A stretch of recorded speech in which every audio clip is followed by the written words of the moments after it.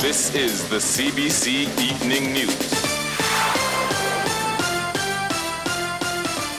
Good evening, I'm Shane Jones. Leading the news at 7. The Barbados Water Authority now has the green light to use the injection wells as part of the fix for the sewage problems affecting the island's south coast. Confirmation of this from BWA's General Manager Keithroy Halliday, who revealed the results of the much-anticipated dye tests on those injection wells on Morning Barbados. Now, according to him, the results are favorable and they are hoping to have the injection wells in operation by the end of May.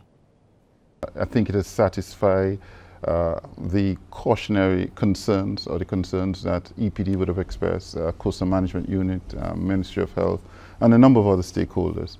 We have looked at those results, we've analyzed them. The results really reflect that the effluent will be sufficiently absorbed in the hypersaline solution below the particular profile in the topography, if you want to look at it like that, and certainly what flows out to the oceanics. But we are satisfied that there will be minimum, if at all, any effect on our environment. And remember, this is not going to be a sustained activity. Initially should be interim, and at the point of repair or bypass for the lines, that's the only time we will be using injection wells for a few days around the clock. But other than that, it will be just be used at peak times to maintain the levels. Mr. Halliday says they will continue to upgrade the South Coast Sewage Treatment Plant, but remain concerned that Barbadians are still not doing what they can to avoid certain types of garbage getting into the system and causing problems. We're still getting a lot of extraneous materials, we're still getting a lot of fogs, fats, oils and greases. We're still getting, we still realize that there's not sufficient understanding or sufficient level of conscientiousness. This is even in spite of the campaigns that the Barbados Water Authority has been running. We are still being inundated with rags, we're still fighting up with fogs, and these are some of the issues that actually have been prohibiting us from being able to move forward. So we need to help ourselves. We need to help ourselves, most certainly, yes. Mm-hmm. A St. Michael man is dead after reportedly trying to stop a violent clash involving more than a dozen women and girls. And his friends and neighbors are both sad and angry about the circumstances surrounding his death. Kareem Smith has that story. CBC understands Alleen's Lane Passage Garden St. Michael was thrown into a state of chaos when a brawl broke out involving over a dozen females, some teenagers. At the end of it, an elderly man who had stepped in to quell the disturbance lay dead on the ground. Hours later, a small memorial marked the spot where 70-year-old Robert Quinton had died. It looked like if it was crop over, a whole set of youngsters coming up, and he at the front, along with this young lady that he was saving from all of them, and he's asking her, stopping her from going back down and telling her to go up, go up. When he got near to me, I stopped him. I said, "What is going on? What happened to you?" Because he was walking and like puffing, and you could see the exhaustion in him. The group of females who reportedly lived nearby were confronting a young woman, also from the neighborhood. Eyewitness and next-door neighbor Jennifer Phillips recalls the encounter.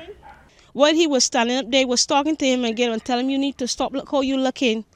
And he said some words to me, and they did not come out of his mouth. And as soon as we were standing right here, his feet buckled down. He fell, he hit his head on here. I just saw him dead like, and he fell. Young gentleman came and hold him, and I said to him, "He breathing?" Because to me, really and truly, it was say, it looked to me he was gone. Family members say Mr. Quinton was the father of at least 11 children and lived with one of them, daughter Antonia Alleen. She wasn't coping well with the loss of her dad, indicating she had fallen extremely ill since the incident. However, Dave Quinton, nephew of the deceased, who spoke off camera, is upset about the way his uncle was taken from them. He was a nice person and love the children, give them everything they want. The death of Mr. Quinton has rocked the community. Many describe him as a leader and father figure who was always very pleasant. Up to news time, no arrests had been made, but Police Public Relations Officer Inspector Rodney Innes says lawmen are continuing their probe. Kareem Smith, CBC News. The man charged with murdering police constable Shane Welch has been remanded to Dodds Prison. He's 26-year-old Apollon Ishmael Paris of Tate Road, Britain's Hill, St. Michael. Paris appeared before Magistrate Elwood Watts at the Oistins Magistrates Court on several other charges, including assault to prevent lawful apprehension, malicious communication, and burglary. He was not required to plead to the charges of murder, assault, and burglary. Paris, however, pleaded guilty to malicious communication and will reappear in court on May 3rd. The fallout from the late start to this year's sugarcane harvest will likely spill over into next year. That's the belief of private farmer Patrick Bethel, who says rainfall and good farming techniques created an excellent crop this year. But with every passing day, it's now in jeopardy. Our Sharika Griffith reports. The only people making money out of cane today is what you see selling by the road. That was the stern declaration from private farmer Patrick Bethel in an interview with the CBC. He says based on local breeding programs, most of the canes to be reaped in this year's harvest would have matured in mid to late March. Consequently, the late start to this year's crop will not only have an impact on the amount of sugar produced, but also the planting of other crops. Your plant canes, which are the ones that have never been cut yet before, they should have been repped already. You're going to get a lot of rotten canes in them right now coming through. So you're going to get reduced yields of sugar per acre. The other issue that's going to be badly affected is that because you're now starting so late, your cultivation for the next crop has been put back. And more immediate, your cultivation for your plantings of sweet potatoes, yams, your field crops has also not started. Mr. Bethel says while a lot of rumors have been circulating in various forms of media, many of the private farmers are still in the dark about the payment of outstanding money and the start date for the harvest. He blames this on a lack of communication. Nobody talking to you, and now you hear through the rumor, oh, well, the crop can start on the 16th. Whose crop? Whose crop? BMC can start. But if the farmers don't get paid, you can't reap the canes. How are you going to operate? So these are the issues that we're very, very concerned about. And again, I emphasize, why is it that the independent farmers are the ones being asked to hold all the strain? Noting that last year's harvest lasted 14 weeks, Mr. Bethel says this year's crop is larger, and even if cutting begins next week, it will run into the rainy season, which begins in June. While the levels and distribution of rainfall have been very good for the crop, excess rain at this stage could create reaping challenges. The harvesters then start to pick up mud. The mud gets put on the canes. It goes into the factory. A sugar factory works like a sewing machine. Everything has to work in sync. If you send mud at the front of the factory and they grind it at the normal grinding rate, the juice basically gets dirty mud in it, and it has to then settle out. So it slows down the process at the back end of the factory. So the receiving end now has to be slowed up to let the mud go through and clear it. It's a vicious cycle that we want to avoid. During a telephone interview, General Manager of the Barbados Agricultural Management Company, Leslie Paris, confirms that talks between stakeholders are ongoing. He says once an agreement is reached, harvesting could begin in a matter of days. He, however, could not comment on the impact of the late start on the quality of canes reaped, as he says testing will be done once harvesting begins. Sharika Griffith, CBC News. Thanks, Sharika. Tourism officials are taking steps to put the industry on the cutting edge of technology by embracing cryptocurrency. That's according to Chief Executive Officer of the Caribbean Tourism Organization, Hugh Riley, as he signed a Memorandum of Understanding with BIT Incorporated. Mr. Riley says the organization will be working to incorporate cryptocurrency into regional tourism. That is, the technology used to move and hold various forms of money digitally and instantly. Every time we transfer funds in one form or another and reduce the cost of that and increase the security of that transfer, we provide an advantage for the Caribbean and for our members. We believe that, like any new technology, This financial technology, blockchain technology, as Johnson John Rose described it earlier, and Rodden Adams will expand on that. Every time we embrace new technology, we look at possibilities which some of us can't even anticipate. CEO of BIT Incorporated, Rodden Adams, stressed the need for public education on blockchain technology. During the signing ceremony, Mr. Adams outlined the benefits. Right now, if you send, let's say, a check to somebody, one bank has to issue the check. I have to sign the check. I send it to the person who requested the check. They put it into their bank, and the whole process might take 5 to 10 days. With blockchain technology, you can make the same payment instantly, in the same way that I might hand over a $20 bill to Hugh. Payment is also settlement. There's no what's called clearance. So it's an extreme gain in productivity and a deep cut in cost. Okay, we'll take a short break here and come back with more news.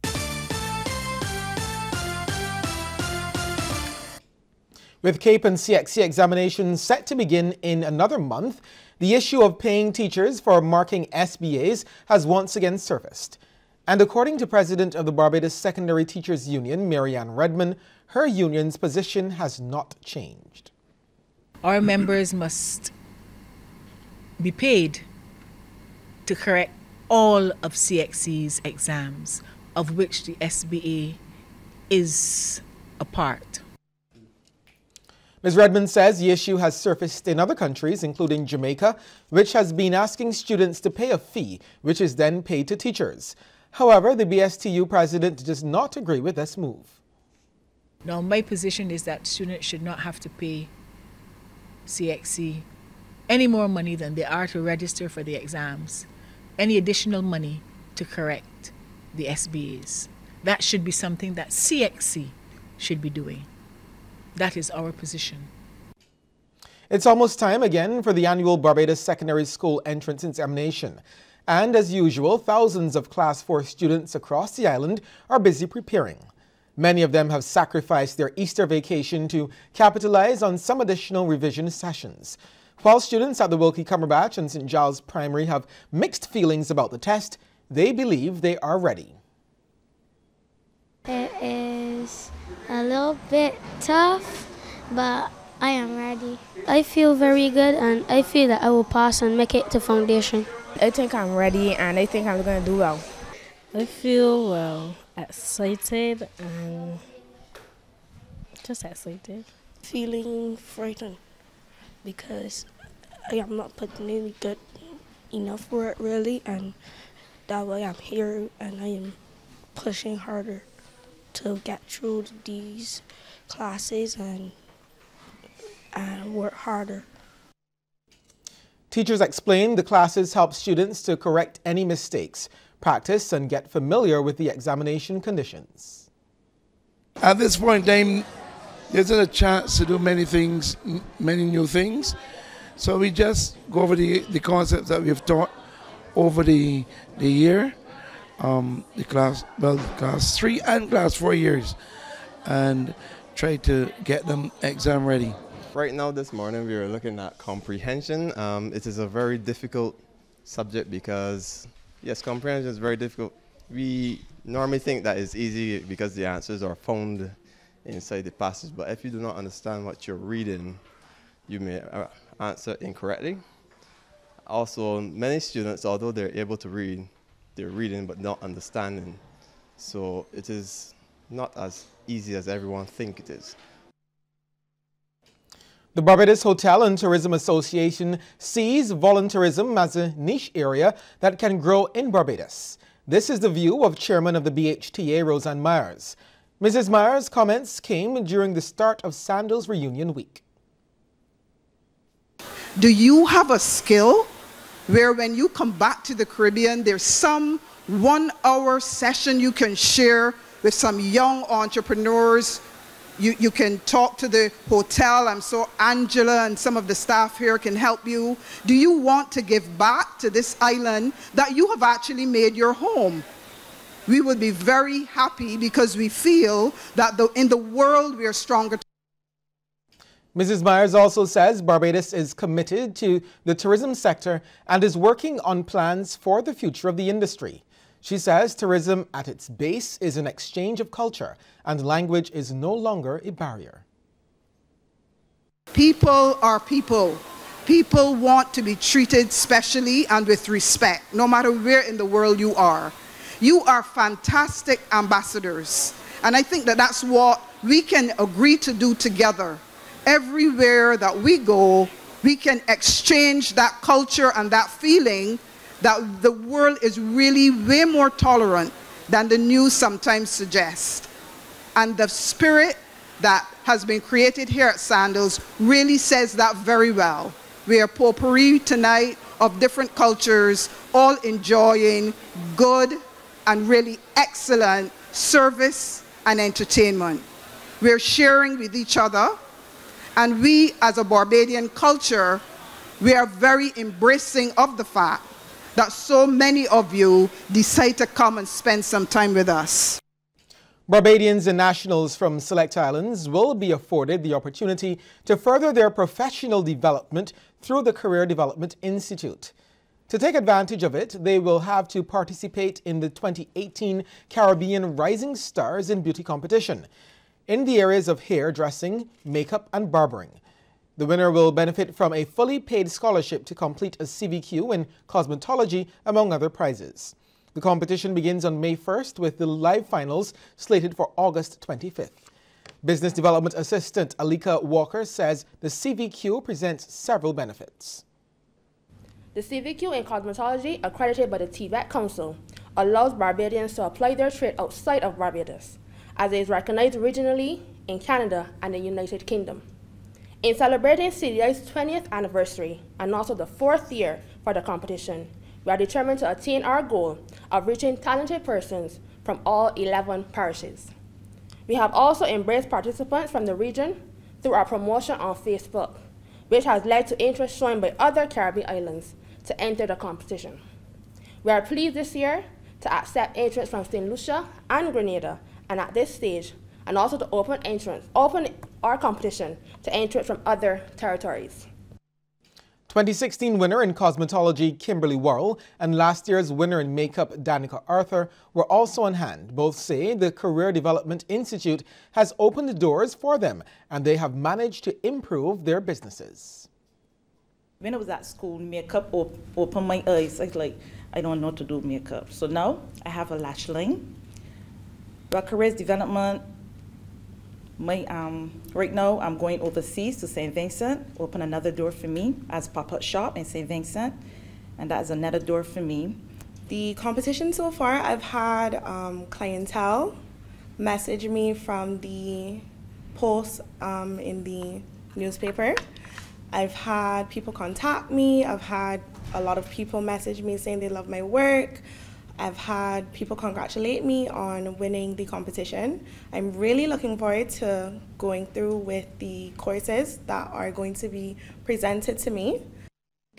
At just 16 years old, Barbadian Rianne White already has 3 pageant crowns under her belt.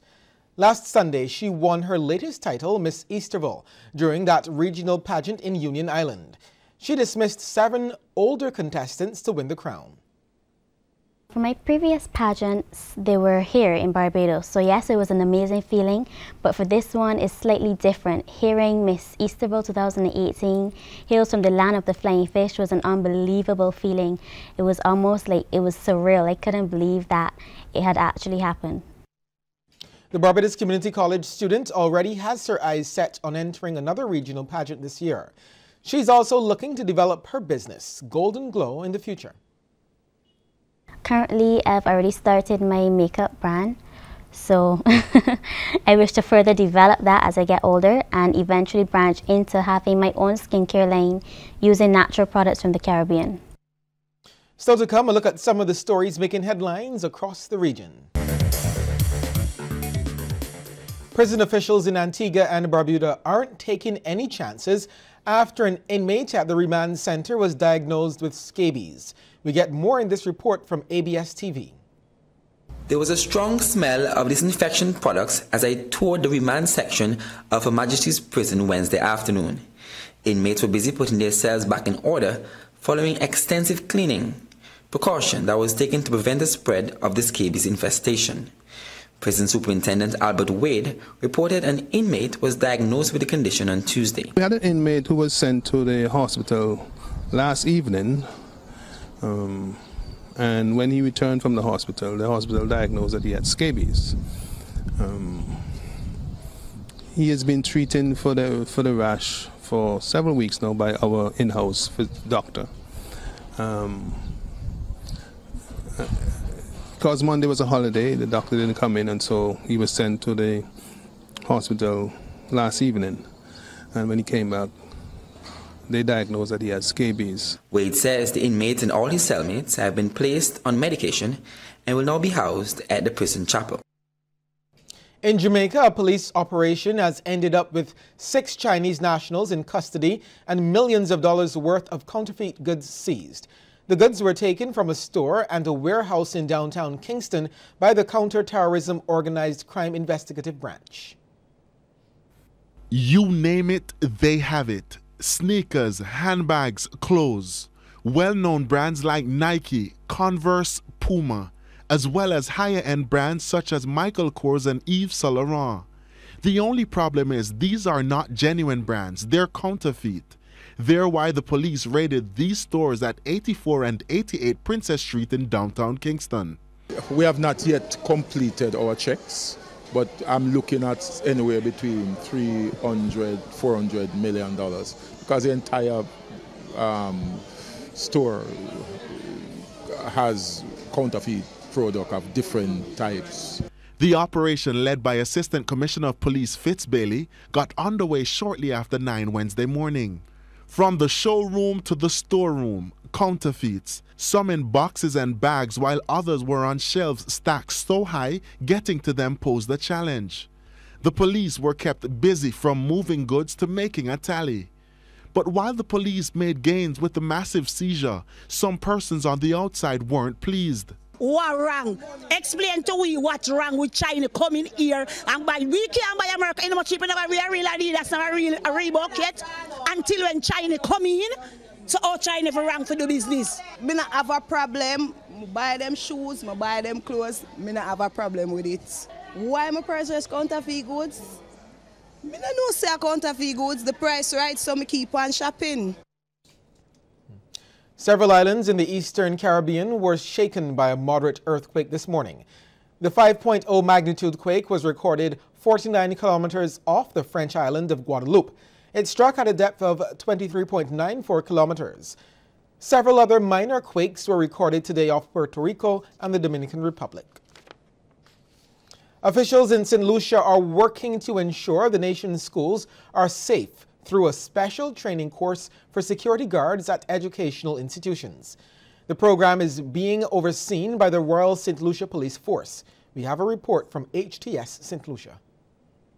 Over the past few years, tragedy has befallen a number of security guards at the island schools. In July 2013, for example, after 2 prior burglaries, bandits severely beat the guard at the Bocage Secondary School before going on a rampage in the principal's office. 2 guards at the St. Mary's College suffered a similar fate in October 2016 when they were tied up and assaulted. These and other incidents have sparked national debate on the capacity of school security guards to secure their respective premises, given the absence of firearms and self-defense training, to name a few. Well, the Ministry of Education and the RSLPF have responded to those concerns with a 2-week security training course. According to the Commandant of the Police Training Academy, it is their hope that once the course is complete, participants can get a better idea of what is expected of them. First, we're starting with the ethics, work ethics and professionalism. Then you would have the powers of arrest, teach them patrol procedures, how to patrol the compound, how to patrol. Also, when they get a call, if they get a call from an anonymous caller, for example, a bomb scare, how to deal with the situation, and so on. We will also be teaching them how to use a baton and handcuffs. So for if at all they would have cause to use it. Customer service training will also be an integral part of the 2-week course.